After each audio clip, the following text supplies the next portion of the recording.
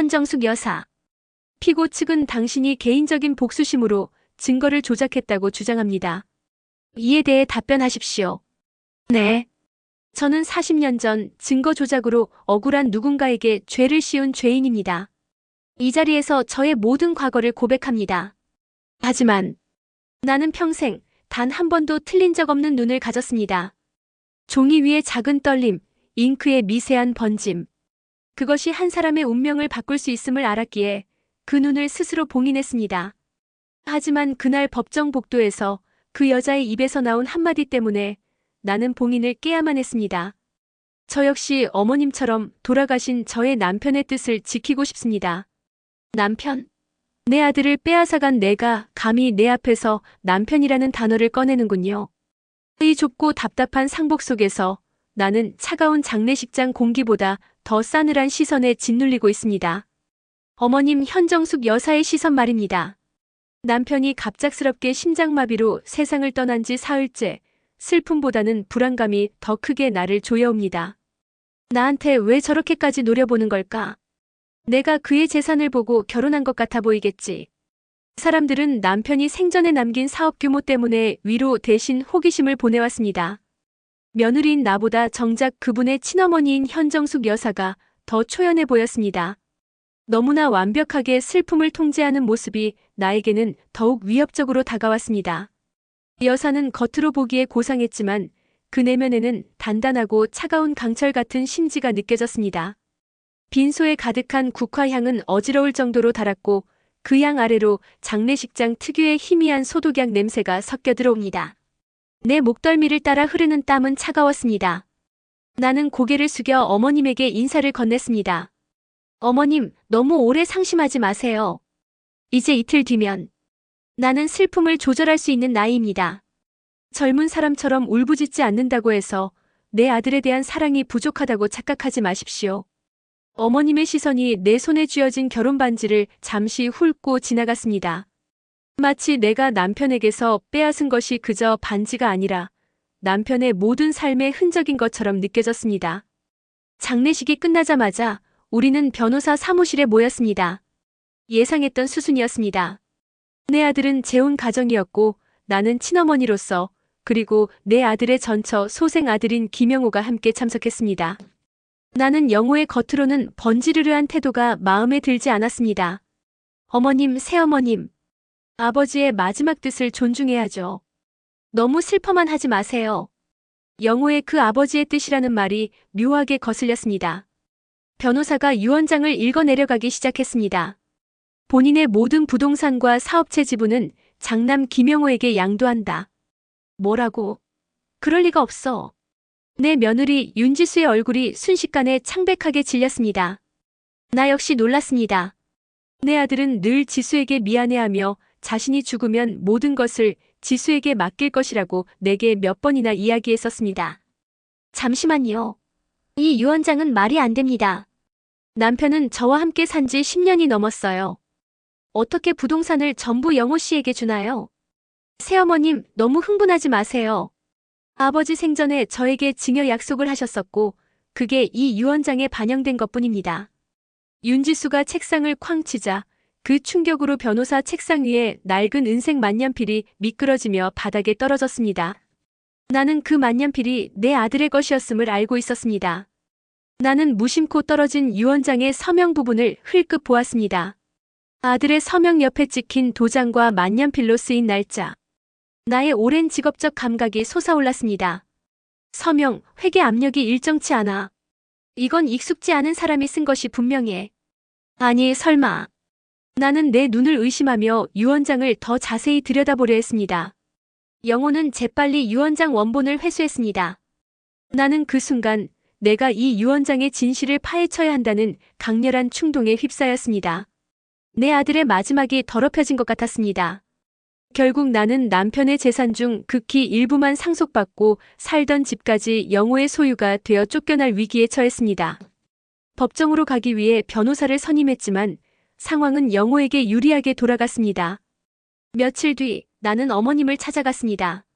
그녀의 집은 여전히 완벽하게 정돈되어 있었고 거실에는 내 남편의 어린 시절 사진만이 놓여 있었습니다. 나는 그 사진 앞에서 무릎을 꿇었습니다. 공기가 너무 무거워 숨쉬기가 힘들 정도였습니다. 어머님, 이 유언장은 가짜입니다. 남편이 저에게 이런 식으로 하지 않았을 거예요. 어머님께도 너무한 처사 아닙니까? 나에게는 내 아들의 명예가 재산보다 중요합니다. 너는 돈 때문에 이 자리에 온 것이겠지. 네, 돈 때문입니다. 하지만 그 돈은 남편과 저의 미래였습니다. 어머님은 잃을 게 없으시잖아요. 그 순간 내 안의 모든 분노가 폭발했습니다. 잃을 게 없다고요? 내 인생을 바쳐 지킨 비밀이, 내 아들을 잃은 슬픔이 저 여자의 입에서는 한낱 잃을 게 없는 것이 되는군요.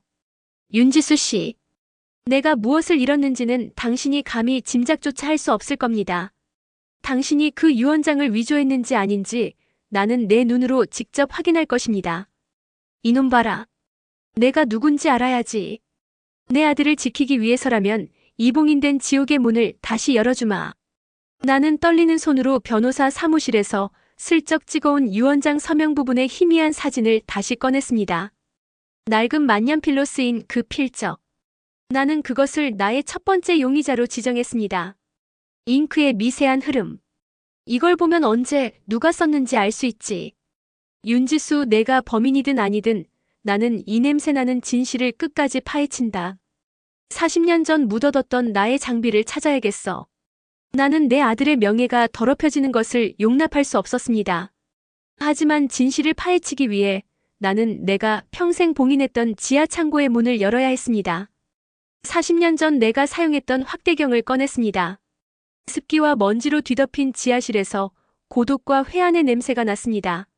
나는 그 차가운 렌즈를 통해 내 아들의 유언장 사본의 서명을 다시 보았습니다. 이 획의 시작과 끝이 불안해. 내 아들의 필체는 늘 강건했지. 이 조악한 모방. 내가 유언장의 위조를 밝혀낸다 해도 나는 결국 내가 검찰 특수부의 문서 위조 감정사였다는 사실을 다시 세상에 드러내야 합니다. 과거 나의 단 한 번의 실수로 인해 억울한 사람이 누명을 썼고 나는 그 죄책감으로 모든 것을 내려놓았습니다. 그때의 악몽이 혀끝에 쇠마처럼 감돌며 나를 주저앉게 했습니다. 또다시 내 감정 때문에 진실을 놓칠 수 없어. 하지만 내 아들 이름이 여기에 있어. 어머님의 내가 무엇을 잃었는지 감히 짐작하지 말라는 그 단호한 말이 자꾸만 귓가에 맴돌았습니다.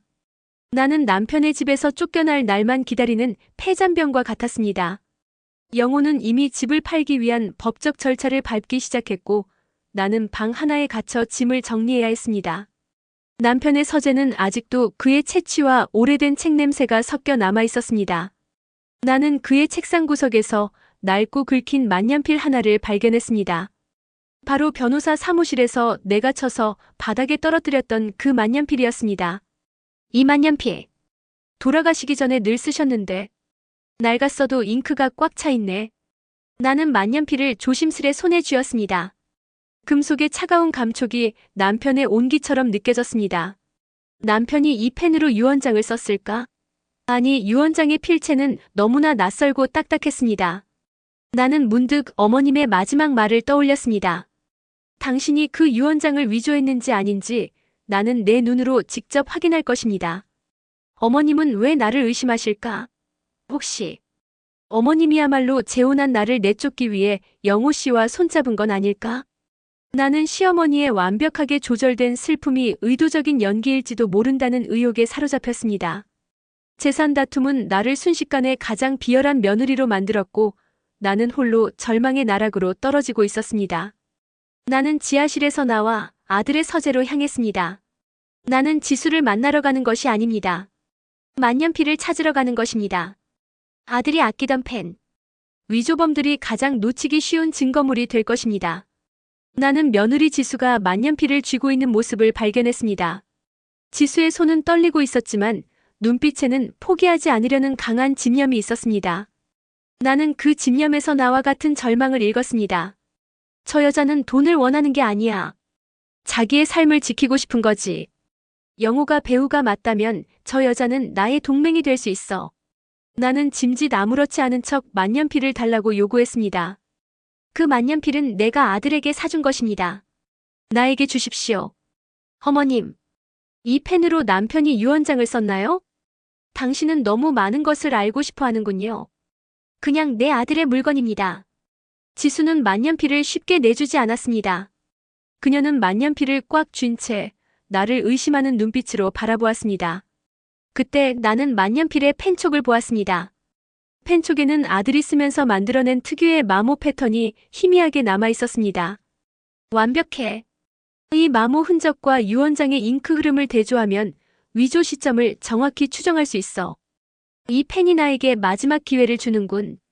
나는 만년필을 받아들고 돌아서며 나의 계획을 위한 첫 번째 미끼를 던졌습니다. 만년필을 쥐자 내 손끝에서 느껴지는 차가운 금속의 감촉이 내 심장을 안정시켰습니다. 나는 더 이상 슬픈 어머니가 아닙니다. 다시 태어난 전문가입니다. 윤지수 씨, 당신은 법률 지식의 발더군요. 재판 준비는 어떻게 되어갑니까?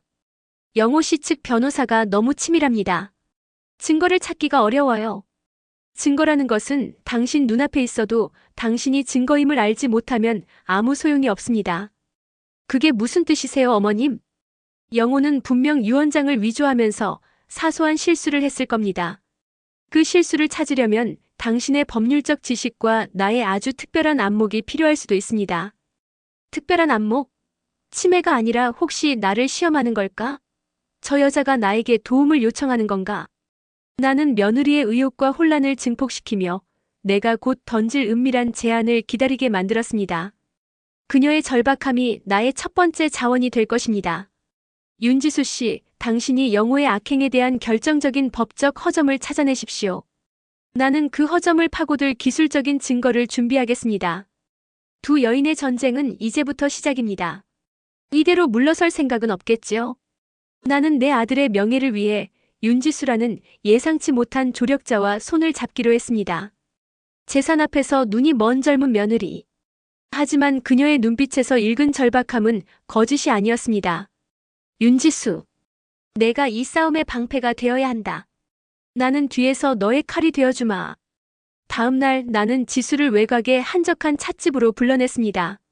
그곳은 항상 조용했고 창밖으로는 비가 내리고 있어 대화에 집중하기 좋았습니다. 젖은 흙냄새가 차분한 분위기를 더했습니다. 영호가 선임한 변호사의 서류를 가져왔습니까? 어머님, 왜 저에게 이런 일을 시키시는 거죠? 어머님이라면 영호 씨에게 직접 물어보실 수 있잖아요. 나는 증거를 원하지, 고백을 원하지 않습니다.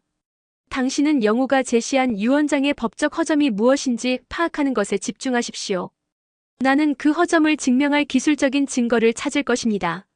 어머님은 마치 내가 부하 직원이라도 되는 것처럼 명령했습니다. 하지만 그 차가운 자신감에 나는 알 수 없는 신뢰를 느꼈습니다.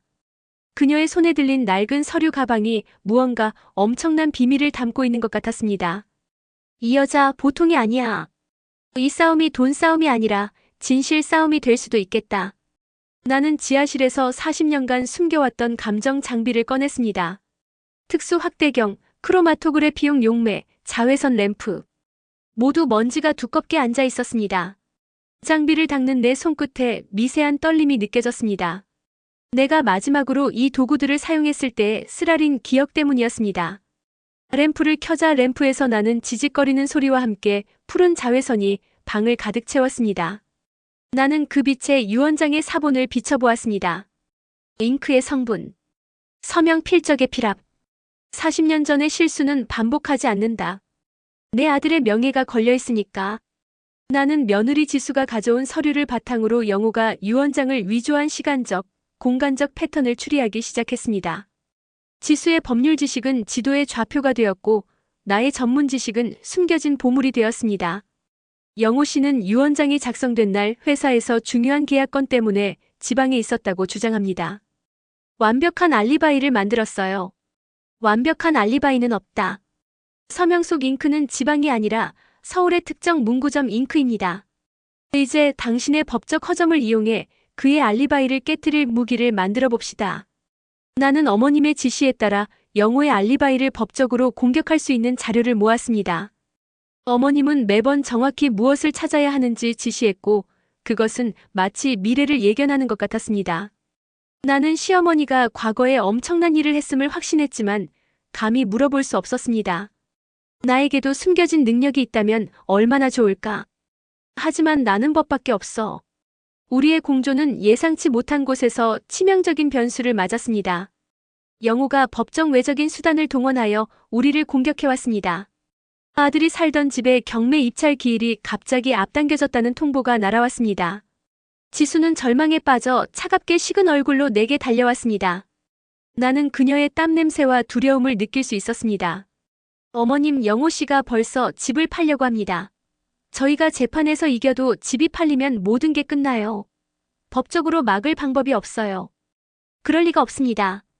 경매 기일을 앞당기려면 특정 조건이 필요합니다. 영호 혼자서는 불가능한 일입니다. 나는 유언장 위조 외에 또 다른 거대한 그림자가 뒤에 있음을 직감했습니다. 영호의 탐욕 뒤에 숨겨진 훨씬 치밀하고 계산적인 누군가가 있었습니다. 공모자.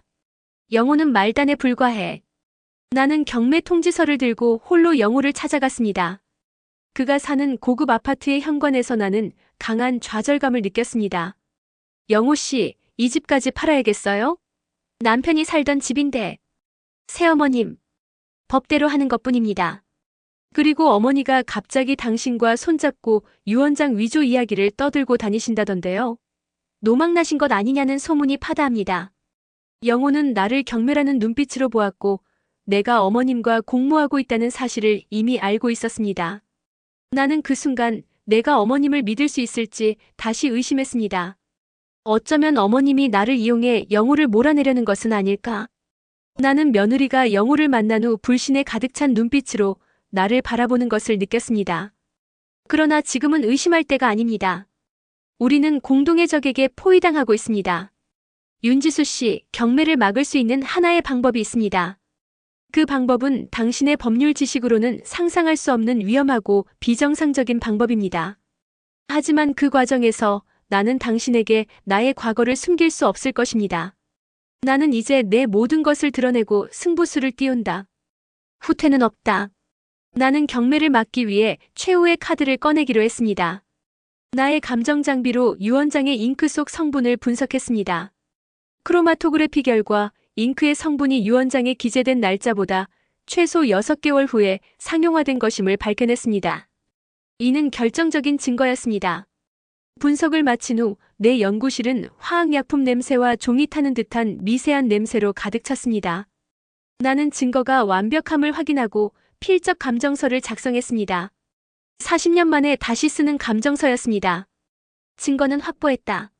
하지만 이 증거를 법정에서 제시하는 순간 나는 다시 세상의 심판대에 오르게 될 것이다. 나는 어머님이 시킨 대로 영호의 주변 인물을 조사했습니다. 그리고 놀라운 사실을 발견했습니다. 영호의 오래된 사업 파트너 박태용이 경매 절차에 깊숙이 관여하고 있었습니다. 박태용은 남편의 생전 사업을 위협하던 유명한 사채업자였습니다. 박태용. 유언장 위조는 재산 싸움이 아니라 사업체를 빼앗기 위한 조직적인 범죄였어. 나는 어머님께 감정서 작성을 재촉하기 위해 그녀의 집을 급습했습니다. 문은 잠겨 있었지만 거실 창문 틈으로 푸른 자외선과 함께 현정숙 어머님의 목소리가 들려왔습니다.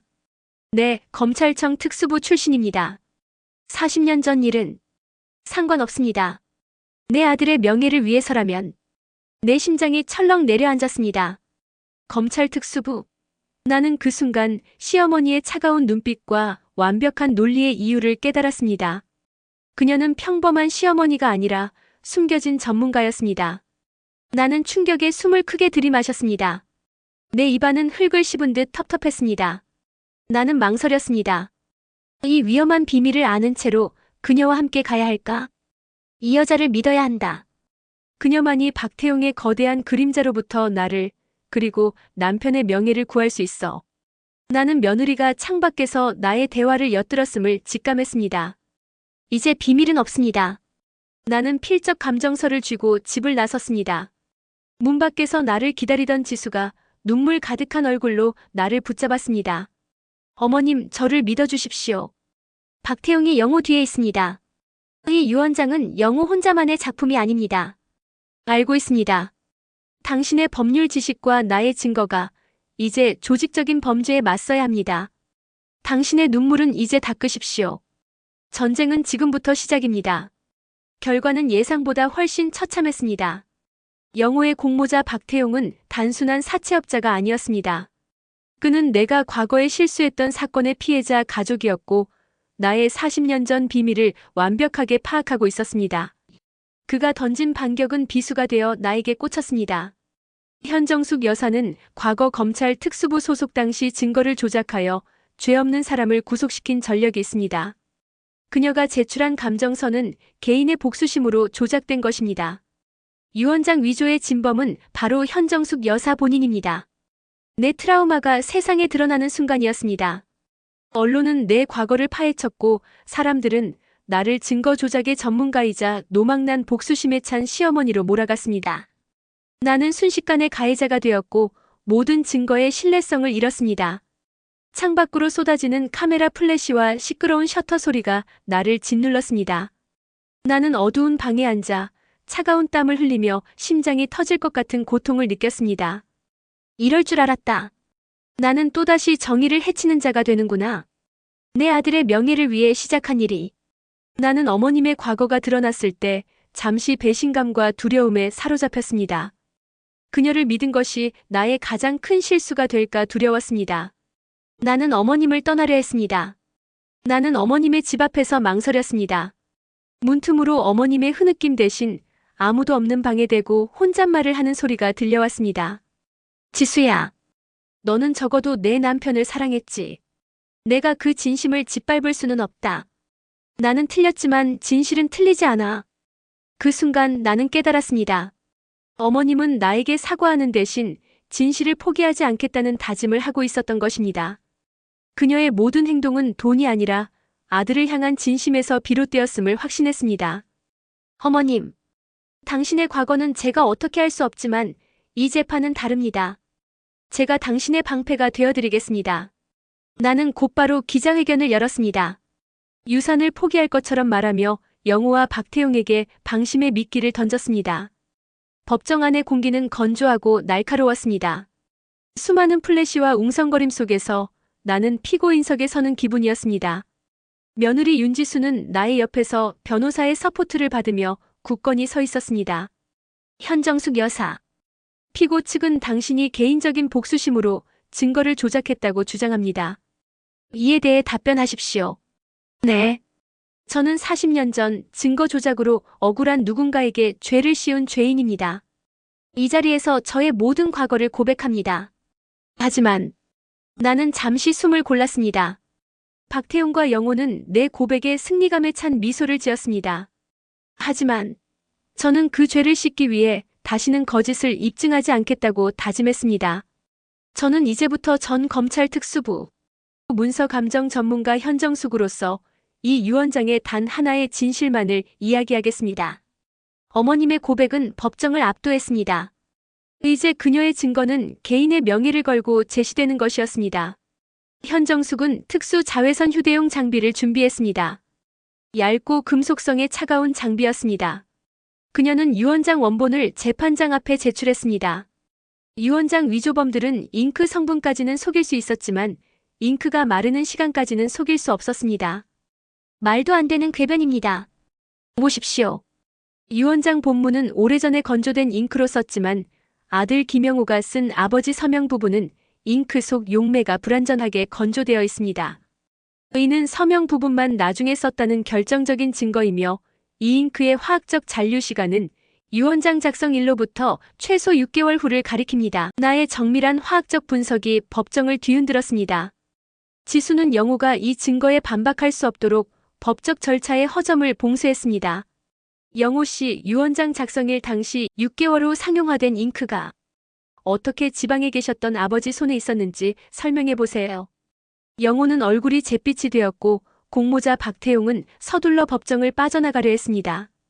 나는 그를 향해 차가운 미소를 보냈습니다. 박태용 씨, 당신은 나의 과거를 이용하려 했지만 나는 당신의 탐욕을 이용해 내 아들의 명예를 되찾았습니다. 결국 영호는 유언장 위조와 사기 공모 혐의로 현장에서 긴급 체포되었고 박태용 역시 모든 재산을 잃고 도주했습니다. 완전한 파멸이었습니다. 법정에서의 승리는 통쾌했습니다. 세상은 나를 다시 정의의 영웅으로 칭송하기 시작했지만 나는 승리의 기쁨보다 더 깊은 공허함을 느꼈습니다. 나는 아들을 잃었고 나의 과거는 이미 세상에 까발려졌습니다. 나는 아들이 살던 집의 경매를 취소시킨 후 그 집을 정리했습니다. 따뜻해야 할 집이 차가운 정적으로 가득 차 있었습니다. 그때 며느리 윤지수가 찾아왔습니다. 어머님, 이 집은 이제 어떻게 하실 건가요? 내가 가질 필요는 없겠죠. 내 아들의 유산은 이제 나의 명예를 되찾는 것으로 충분합니다. 어머님, 저는 유산을 포기할까 생각했어요. 어머님이 아니었다면 저는 모든 것을 잃었을 테니까요. 나는 며느리의 진심을 느꼈습니다. 그녀는 이제 더 이상 재산을 지키려는 며느리가 아니었습니다. 윤지수 씨, 나는 당신에게 내 과거의 죄책감을 짊어지게 할 수 없습니다. 유산은 법대로 당신에게 돌아갈 것입니다.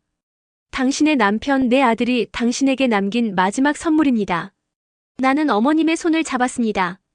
그녀의 손은 차가운 금속을 만져온 전문가의 손이었지만 이제는 따뜻한 온기가 느껴졌습니다. 어머님, 저는 이제 이 집이 아니라 어머님과의 관계를 지키고 싶습니다. 이 펜은 어머님이 가지세요. 어머님의 진실이 담긴 펜이니까요.